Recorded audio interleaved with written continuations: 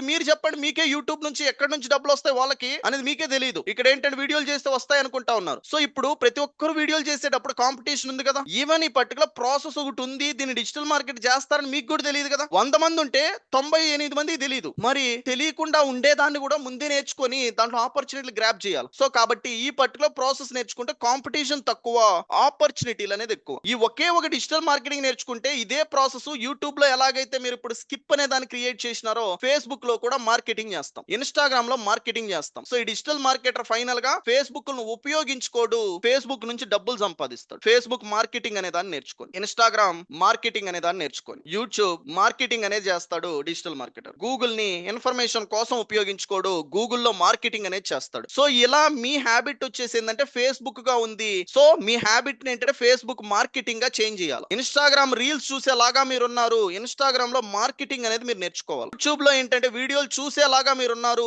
YouTube లో వీడియోలు చూసేది కాదు, యూట్యూబ్ లో వీడియో మార్కెటింగ్ ఎలా చేయాలో నేర్చుకోవాలి. ఇవన్నీ కూడా ఎవరికి కావాలి? ఈ బిజినెస్ ఓనర్స్ పెట్టుకోండి, కంపెనీ ఉంది కదా, ఈ కంపెనీ వాళ్ళకి కావాలి. మరి ఈ అడ్వాన్స్ రిలేటెడ్ స్కిల్ ఏంటంటే ఎవరు నేర్చుకుంటే వాళ్ళకి జాబ్ వస్తుంది. ఓకే, మీరు కూడా ఏంటంటే డిజిటల్ మార్కెటింగ్ తెలుగులో నేర్చుకోవాలనుకుంటే స్క్రీన్ పైన కనిపిస్తున్న నెంబర్కి అయితే కాల్ చేసి ఫ్రీడమ్ అనేది పొందండి.